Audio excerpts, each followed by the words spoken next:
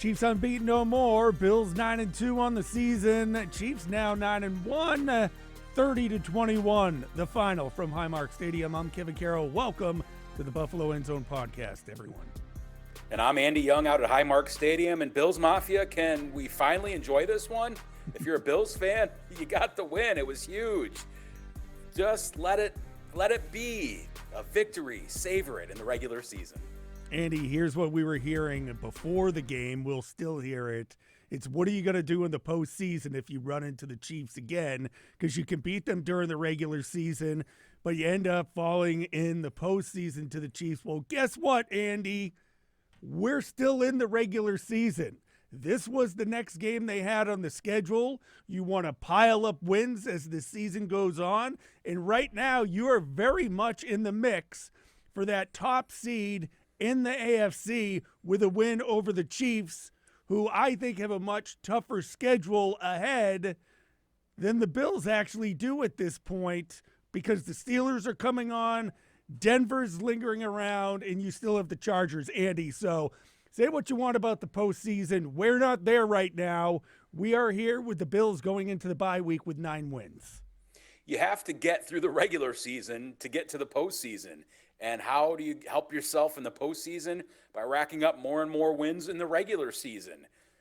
I never understood the mindset of like, let's not enjoy this win and let's not root for the Bills to win this game because, who cares? Wake me up in January. This was a huge win. Highmark Stadium was absolutely electric before the game, on the big plays during the game, the two teams going back and forth, right there, right down to the wire until Josh Allen puts it away. I mean, this is what you ask for if you're a Bills fan, right? To have these moments, to have these big games. Yeah, you want to see it happen in the postseason. We'll get there, right? But this certainly helps them on their path to the postseason because the Chiefs stumble one more time and the Bills can hang with them record-wise.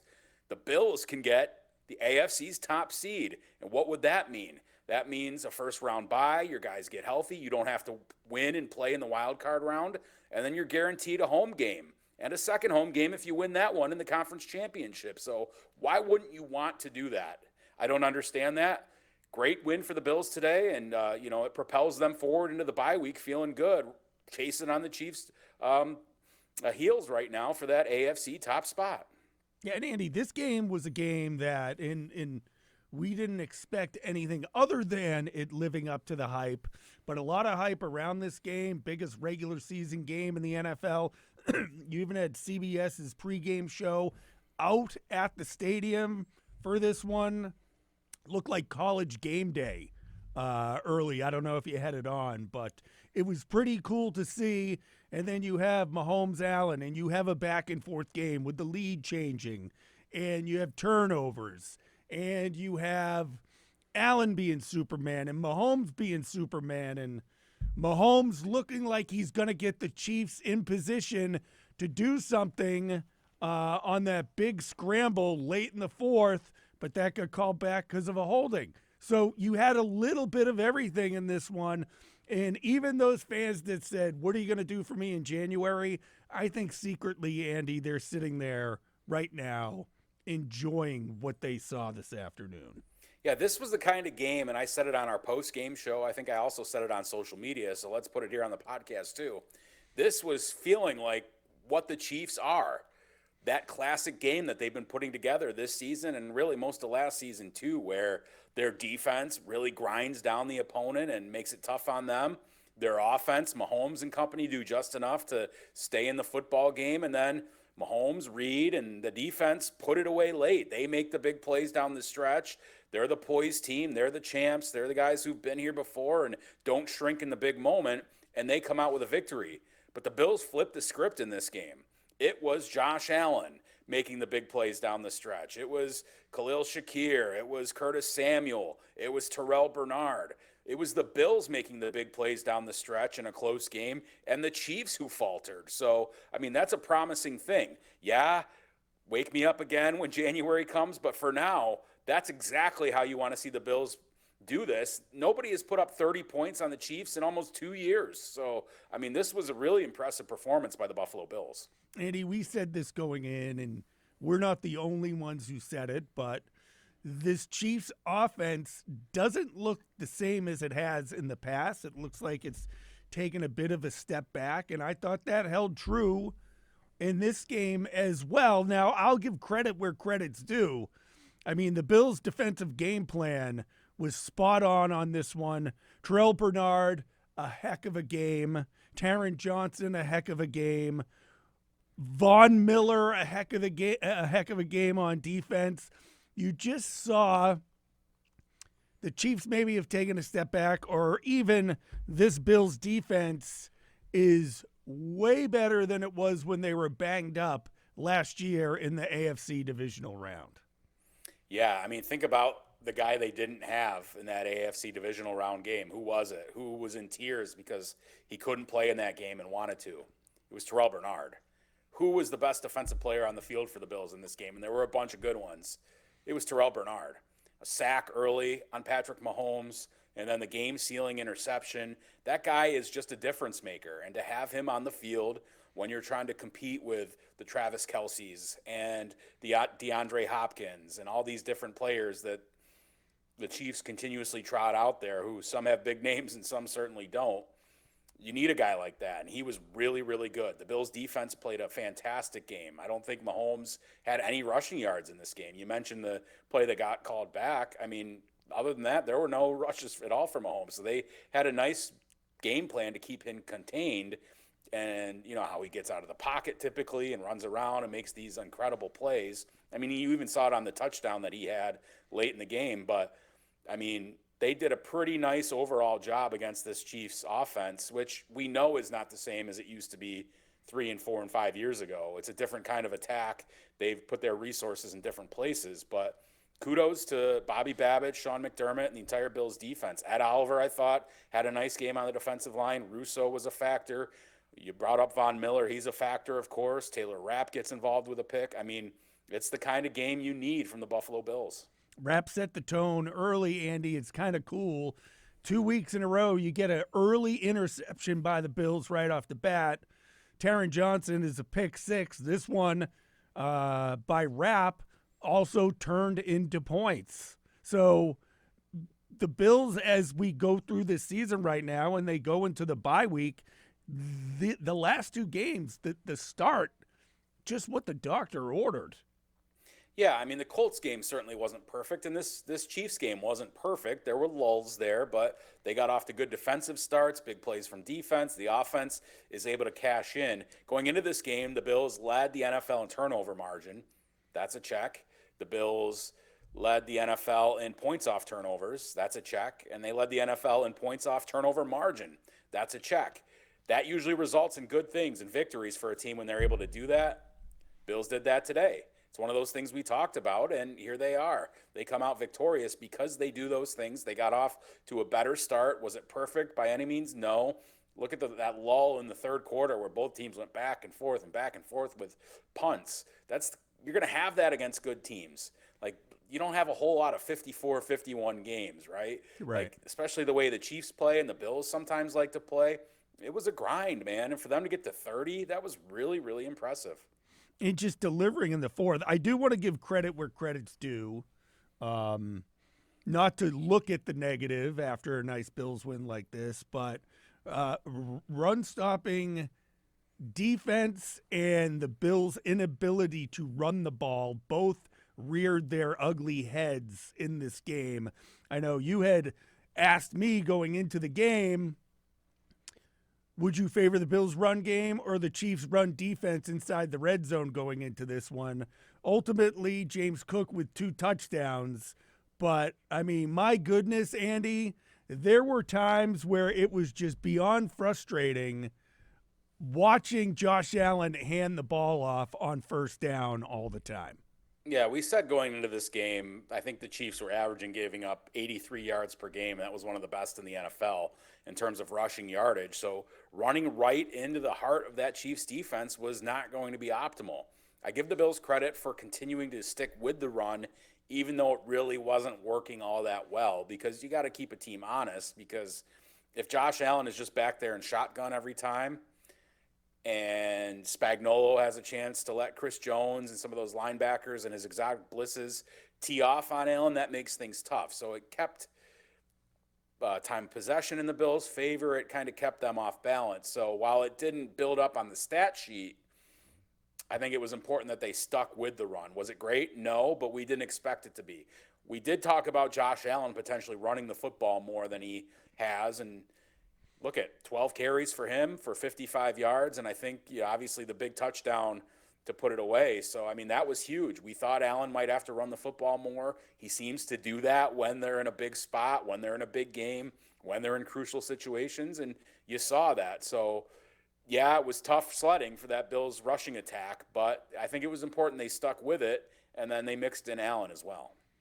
Yeah, and what do you think of that? In real time, Andy, 4th and 2, game on the line. Yep. You have Josh Allen there. You talked about it. You look at I have a bazillion things going through my mind. I'm like, well, if you have Allen there and you just need the 2 yards and you get everybody out on their pass routes, and Allen can run and just pick up that 2 yards. And I think ultimately that's how that played out. I don't know what the call was in the huddle. I know Allen talked about it being a pass play, but so clutch having a guy like that under center where 4th and 2, you knew what was going to happen, what had to happen. Him getting into the end zone, maybe you didn't see that, Andy. But 4th and 2, a gutsy call at that point in the game because you kick the field goal there and you're hanging on hoping Patrick Mahomes doesn't go down and put up 6 because you're only up 5. Yeah, that's field goal of death territory, right? Like that field goal doesn't do a whole lot, right? Like, yeah, a field goal can't come back and beat you, but what confidence do you have that Mahomes, who's as good as he is, and Andy Reid and Kelsey and DeAndre Hopkins aren't going to march the ball down the field and find a way to get a touchdown there? And McDermott said it. Those guys are too darn good to give that opportunity. We had to put the game away. We're going to put it in our MVP's hands. Talk about a play that, if you look back on the end of the season, that MVP voters are going to remember. That touchdown from Josh Allen. If the Bills end up in the 2 or the 1 seed, I mean, that's the kind of play that vaults a guy into MVP. And that's not the end-all, be-all, right? The Super Bowl, of course, is, but a lot of fans would like to see Josh Allen win that MVP. Think he's deserved it in the past. You're in the national spotlight, standalone, basically 4 o'clock game against the Kansas City Chiefs. You have a play like that, it's great.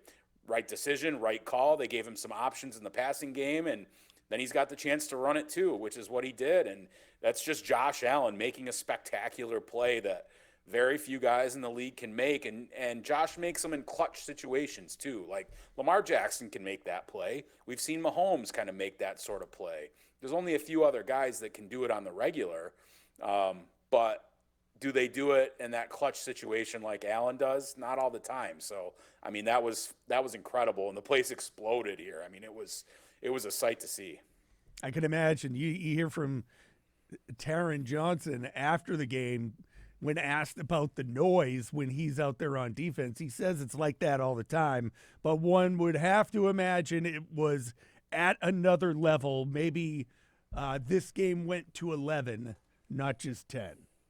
I like that. Nice reference from an old movie. I love it. Spinal Tap. Yeah, I know, man. All right. Yeah, I mean, the atmosphere was awesome here. You mentioned the NFL CBS crew being here on location, and that was cool. They're putting J.J. Watt and Matt Ryan through tables, and Nate Burleson and whoever the heck else was out there. I think at one point they had Jim Nantz standing out there, and people were like, oh, my God, are they going to put Jim Nantz through a table before he goes to call play-by-play on this game? But, yeah, I mean, it was an awesome atmosphere. I mean, we didn't see the big Taylor Swift sighting, so that, was part of some of the ambiance. Was that going to happen again?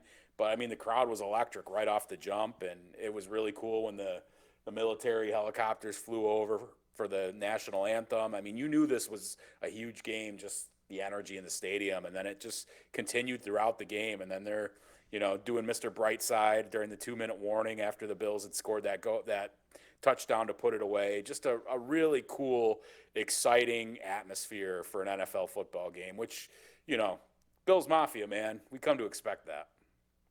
Do you know that there's a Bills site where people are mad that they play Mr. Brightside out at the Yeah, I've stadium? heard it's about a guy watching his girlfriend cheat on him, right? Yeah, so I mean, whatever. But let's not dive deep into meanings of songs. It's just Right. fun, It's just a fun song to sing you along, know. and a lot of people know the lyrics too, man. Um, Don't take yourselves too seriously yeah, sometimes. enjoy it. It's a sporting event, and again, diving deep into what lyrics actually means. I mean, you can just get into anything. I want to talk about Amari Cooper, Andy. He Yeah. had just the 2 catches in the game. He's dealing with that injured wrist that has kept him out of a couple of games. You and I have been out of practice. When we interviewed him back on Wednesday or Thursday, he showed everybody what was on his hands. Holy cow. I mean, the 2 catches for different reasons, Andy, were incredible. Yeah, early on he has that one-handed catch down the sidelines, which was really awesome. He catches it one-handed with the cast on. I think he told some reporters after the game in the locker room that was just a routine play and it was a lot easier than maybe it looked. I mean, dude's wearing a cast. I don't know.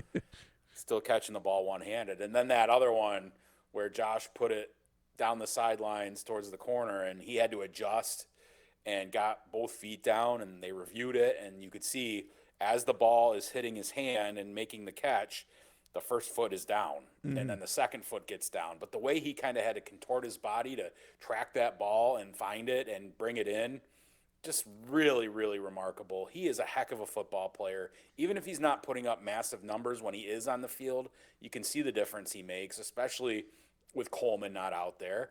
And it's just really important to have a guy like that. I thought the Chiefs kind of shut him down after that. Of course, he only had the 2 catches. McDuffie, who's an excellent corner, was on him a lot of the game. But it opens things up for other guys. And I think we talked a lot about Curtis Samuel. I think we'll get to that too. Opens things up for him. Opens things up for Dawson Knox. Shakir, of course. So, I mean, to me, having Amari Cooper's presence out there was huge. And then you get Coleman back, hopefully after the bye week or something like that, or maybe the week after. I mean, then you've got your full complement of guys, and you're ready to cook. Curtis Samuel, been critical of him, been critical of the team by the way they've used him, has Yep. come on the game against the Colts, and then this game he finally finds the end zone, which was nice to see. Almost slipped and fell on his way in, but good to see that they're using him in a different way now. It almost seems to me that's actually more impactful on the game. And again, you mentioned Amari Cooper just being out there helps, but Samuel, even beyond the touchdown, had a really nice grab, I think, in the third quarter too. Yeah, he had some really key plays in this game at important parts and critical junctures of this game.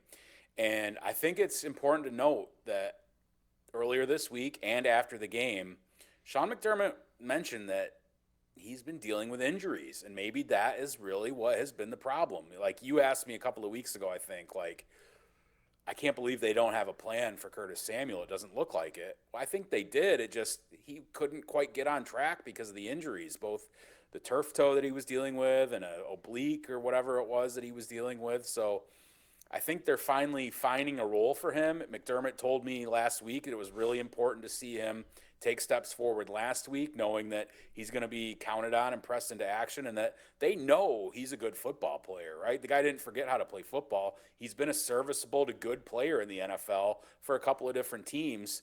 And they just had to find some confidence for him, find a role, find what he's good at, and kind of make it happen, right? And they're still throwing him some screens and stuff. And I think Allen missed him badly on one of them. That probably would have been a first down had he completed that pass. But to get him out in regular pass routes, to not just have him running gadget plays out of the backfield and going in motion and things like that is important. And I think it builds upon what this offense can be because you use Cooper, Shakir, who we talk about a lot, but I almost feel like we don't talk about enough, is so good.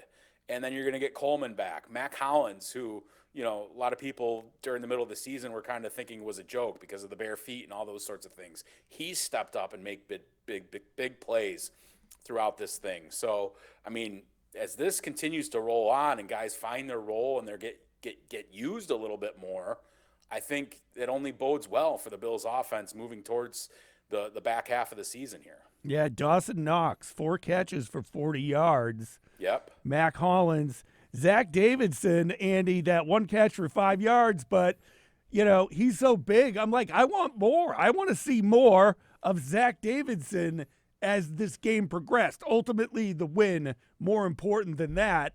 But he just reached up and snagged that ball out of the air, which was really nice to see that, yeah, you're down Dalton Kincaid, but you have Dawson Knox out there, and then Zach gets the call up and gets one pass thrown to him, but it looked like an NFL play. As Sean McDermott said, he made his first varsity catch or something towards that effect.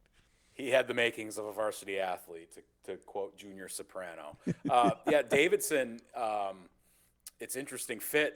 Ryan Fitzpatrick put on X, hey, I didn't know my old buddy Scott Chandler was out there. Remember Scott Chandler, the tight end for the Bills during the Fitz era? I mean, that was a huge dude. He was like 6'7". Davidson kind of looks like that out there, so I thought that was funny. Good for him. And then Dawson Knox, I mean, Sean McDermott told me on Friday that some people were congratulating Knox last week after the Colts game, after that nice catch and making some big plays. And Knox told McDermott, like, yeah, these guys don't remember. I've been doing this for a while. I'm a good player, right? And I think that Knox, even at the end of last season, was pretty pissed off at his role. And it kind of has continued this season to be relegated to just the blocking guy because of Dalton Kincaid. Knox can play. Is he a superstar? No, but he's been a good tight end. He's been a nice target and a nice weapon and made big plays for Josh Allen over the course of his career. So to have a guy like that out there that can make big plays in Dawson Knox and had a nice game, it also says to me, like, oh, yeah, you remembered you had him, right? Like, he can do things. And that also, again, bodes well for the health of the Bills' offense because you can use him in ways that maybe they weren't using him. Like, oh, yeah, Joe Brady, remember? This guy can run these routes, and he can get open, and he can make these catches for Allen. You even saw at one point Allen going to him when he was triple covered. Luckily, he overthrew the ball by like a mile. What are your thoughts on how the offensive line did in this one? They were shorthanded. We already touched on, the run game just was a big goose egg in this, but I thought it held up all right as far as what we thought or how we thought this game was going to have to go. Yeah, I mean, I think they did a pretty good job. Like, we knew that it was going to be tough running the football against the Chiefs. We already went there. And I think they did a pretty decent job for the most part protecting Allen, who, he runs around back there a little bit and does those things, and that's kind of what he does. But I saw him have time to push the ball down the field a little bit more than they have throughout much of this season. They really took some shots down the field, some big chunk plays, which was good to see. Yeah, there was some of those maddening, 4 yards or loss screens or the little dump offs to James Cook, but you're going to have that, dude. Like, that happens in the course of a game, especially against a good defense. So overall, I think the Bills' offensive line held up pretty well. Deion Dawkins said, look, we can't get frustrated when the running game's not going. You just got to kind of grind it out. You're going to have some of those games where it's not perfect. As long as they keep Allen, for the most part, upright and able to operate, that's the most important part, and I think they did that. Talking about Bills wide receivers, let's talk a little bit about the Chiefs. Xavier Worthy, Andy, you were in the press box. Was it getting kind of nervous energy or anything that this was going to be a game where Worthy just destroys the Bills? They made that trade with the Chiefs. Chiefs grab Worthy. Bills get Keon Coleman. Keon Coleman's not in this game. At times, Xavier Worthy early in this game looked like this was going to be a huge game for him. Makes a rookie mistake at one point and kind of disappeared.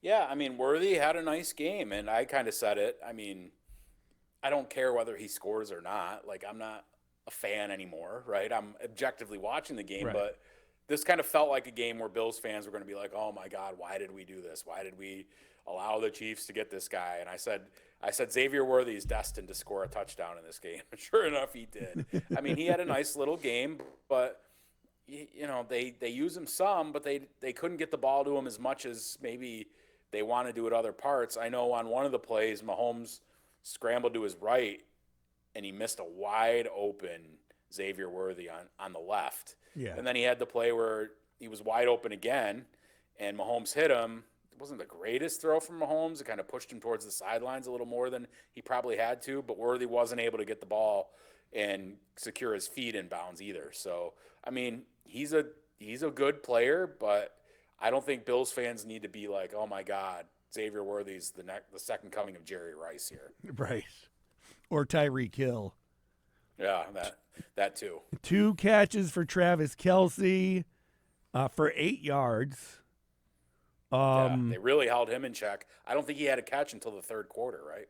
Yeah, DeAndre Hopkins, just 3 catches for 29.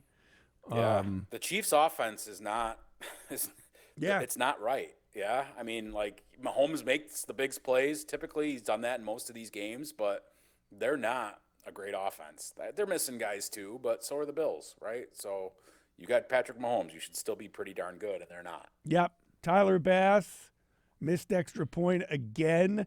I legit was like, this game is going to be a 1-point win for the Chiefs because Tyler Bass missed an extra point. I was mentally in the fourth quarter. Yeah. That's where I was. Yeah, I mean, when it's 23-21, you're thinking, all right, here we go. That's going to cost them because the Chiefs are going to kick a field goal late with a kicker they just got off the street or signed from somebody else's practice squad or whatever, from the Jets or whoever the heck it was, right? It's not even Harrison Butker. It's this other guy. He's going to beat them because Tyler Bass missed. I mean, I don't know what happened on that play. The good juju had been around. The vibes were good around Tyler Bass. But like he's said and McDermott has said and Bass has said it, you're only as good as your next kick. So, yeah, he makes a 61-yarder to win a game. And, yeah, he's clean for the next couple of weeks. But, you miss a big kick, you miss a big kick. Luckily, it didn't come down to that for the Bills. But it still remains a little concerning. You're seeing so many more kickers seemingly miss extra points. And I rough don't know why day that for is. kickers today. Yeah, Justin Tucker, he stinks now. I mean, what's going on with that?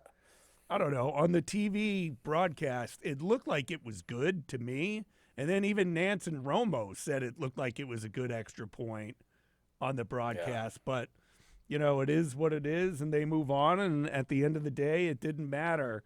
We, on the postgame show, Andy, I had brought up that, the Bills are now 1 game behind the Chiefs.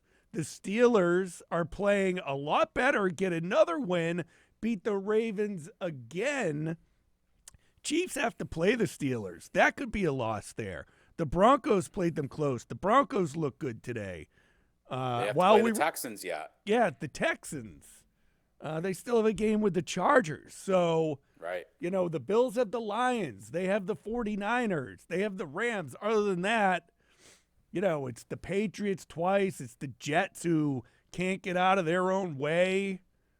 I really think coming down the stretch after this bye week, this is going to be a tight race to the end. Yeah, no doubt about it. I think you and I have a little differing opinion on the strength of the Bills' schedule remaining, but I think they're certainly right there. I think the Chiefs' schedule might be a little bit tougher. And there's losses out there for the Chiefs. So if the Bills can get through this stretch with, maybe only one more loss the rest of the way, and maybe the Chiefs lose another one, lose 2, it's certainly in the realm of possibility that the Bills can get the number 1 seed. And I think that's what this game really boiled down to. It's what it was really all about from the start, that this was still out there for the Bills. And even if they don't get the number 1 seed, well, it keeps you in the 2 seed, right? And then you wouldn't have to play Pittsburgh or whoever the heck else ends up in the playoffs on the road. So, I mean, this was crucial, and this was a big game, and the Bills did what they had to do. I liked what Von Miller said. We've all talked about how, this isn't a big game. It's next on the schedule. It's, game 11, whatever it is. And he was like, nah, F that. This was a big win. We're going to enjoy it and celebrate it. Yeah, I think that was after Sean McDermott said, in 100 years, no one's going to remember this game. So, Hey, you know what's cool too is that like they get to party a little more because it's the bye week. So Yeah. you win a game like that, you knock the Chiefs off the unbeaten. You don't have to be like instantly like, all right, on to San Francisco. Like they're gonna go home or go on vacation or whatever, and get to enjoy it a little bit. Have a nice little party tonight. I don't know like who hosts the parties like they used to back in the day. Like you heard about the legendary post game Bills parties at Jim Kelly's house back in the day. I'd be curious to know who does that these days or if they still do or not. Josh Allen's going to be while we're on right now. There's going to be a party at Josh Allen's house. Hey, I'm going to go track that down. Or I'm going to go down to Chippewa. Maybe You're going to go to Chippewa. Old Do man. you even know where Do you know where Chippewa is? Do you know how to get there if you had to right now? When I was younger and first moved out here, I spent some time on Chippewa. Everywhere else, I don't know. That was back when it was the red light district. Something towards that effect. We're going off the rails, K-Man. It could still be. I don't know. I haven't been down there. I feel out of place when I go down there. But well, yeah, I mean, it's hopping sometimes. I have not been out on Chippewa in, God knows, probably almost 10 years. So that tells you how old I am, too.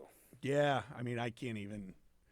I think I went down there once before someone's going away party that we went to somewhere else. But I strain a muscle thinking about dancing and doing those sorts of things at a club. It ain't my speed. Nope. I digress, Andy. Bye week, so some time off for you and I as well. Bills will get back at it against the 49ers. Hey, let's do game balls before we go. Yeah, 12-1, 820 NBC, 49ers. I mean, I think to me, it's pretty obvious. It's Terrel Bernard and Josh Allen.